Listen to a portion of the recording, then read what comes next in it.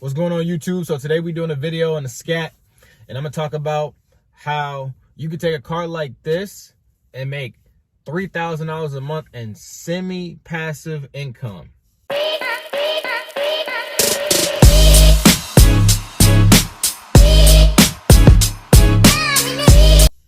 Now, the reason why I say semi-passive income is because there's still gonna be a little bit of work you gotta do to it.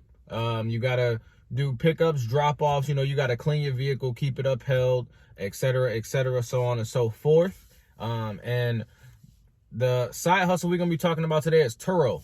So I do Turo myself. I use my scat pack, and not listing it every single day. I list it Thursday through Sunday, probably make about $3 grand a month doing that. Now, you also have some extra expenses in that as well that you're gonna have to take care of, such as car maintenance, oil changes, keeping your car clean, car washes, things of that nature, tires, brakes. That stuff's all on you. That's not gonna be covered by Turo or your customers.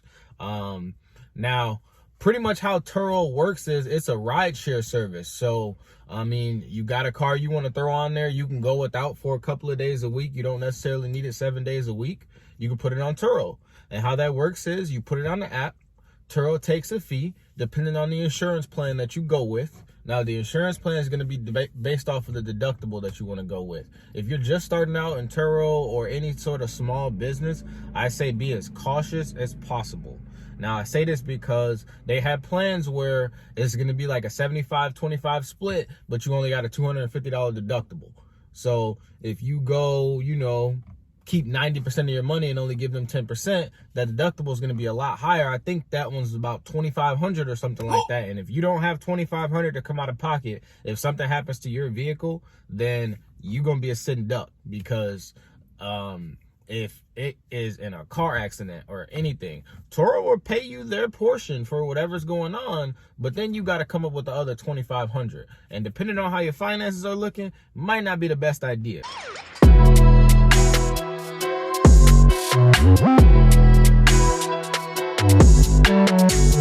So I would say be as cautious as possible with the insurance plan. And then once you get that figured out, Turo posts and has their own guests, so you can pick your availability. If you want to Monday through Sunday let somebody drive your car, it's gonna be a set fee that you decide. And then there's also discounts. So if you want to do a multi-day discount to make your car more appealing, you could say, hey, I'll give you guys 5% discount if you book it for 3+ days. You can raise your prices on weekends. You can raise your prices during holidays. There's a lot of things that kind of are customizable with Turo. And so the way you can make $3,000 a month by doing this is, depending on the type of vehicle you own, you could charge people anywhere from $30 to $200 to $300 a day just to drive your vehicle. Now, that adds up. So let's just say you got, a $200-$300 car payment on a Toyota Camry, and you let somebody rent your car out for $50 a day. You let them rent it out for, a 4-day weekend, Thursday through Sunday. That's $200 in a week. You do that over a course of a month. You just made yourself $800 and not even doing anything. You just let somebody drive your car. You made $800. So Turo is a very, very lucrative side hustle that you can also grow into a business stream. Now, why I say you can grow it into a business stream is because if you get on Turo and you take your $800 a month and you invest that back into your yourself, or if you develop an LLC and get some vehicles under your LLC, build your personal credit, build your business credit, you can easily get 10, 15, 20 vehicles and keep stacking the vehicles and keep putting that money back into your business and keep getting more vehicles. And you look up and you're making $10,000 a month profit off of Turo, off of 10 to 15 cars, and you just chilling, and now you don't need to work a 9 to 5 no more. So another thing to know about Turo is reviews are important. So you have to have 10 5-star views to be what Turo considers an all-star host. All-star hosts are the people who are going to be at the top of the page when people search for specific vehicles. So if, let's just say somebody searches for a Dodge Charger Scat Pack in the Dallas area, if I'm an all-star host, mine is going to be one of the first few vehicles to pop up.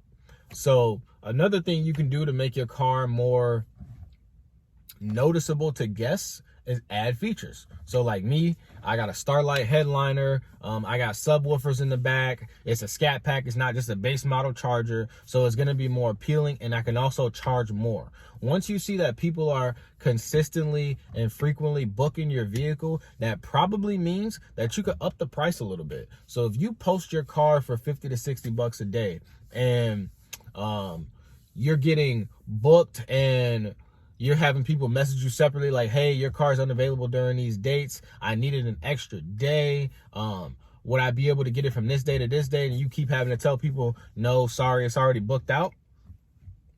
Up that price, because the demand is much greater than the price that you're charging. So where there's demand, there's value. So you want to up it, make yourself more money in the long run, and make yourself a more lucrative vehicle. Now, another thing to know about Turo is pickups and drop-offs. Pickups and drop-offs are important. You can either have them pick up from your house, which I don't recommend because, you know, there's a lot of creeps in the world. So if you got somebody coming to your personal house, you know, all hours of the day to pick up your vehicle and drop it off, they know where you live. Let's just say, God forbid, you have them damage something on your vehicle and you got to charge them extra. Well, if they wanted to take that up with you in person, they can come back to your house, and if you're not well protected or you off guard, then you got a situation. So I would say have a meetup spot. You know, some people like picking it up from the airport if they're traveling. If you got like a grocery store near your house, you could do a pickup there and drop off there. Any sort of like general meetup location that you're around, a Starbucks, a Walgreens, whatever, make that your meetup spot. Now, one thing that I'll say is don't overthink the meetup. Just make sure your car's clean, make sure you're there on time, make sure you can be friendly with guests so that you can get that 5-star review. Make sure they don't have any questions. Make sure they know how to operate your vehicle so that they have a good experience, and make sure you're accessible. So if they message you through the Turo app, make sure you're prompt and responding so that you can get that 5-star review that you're looking for. Lastly, what I'll say about Turo is it has its down times and it has its up times.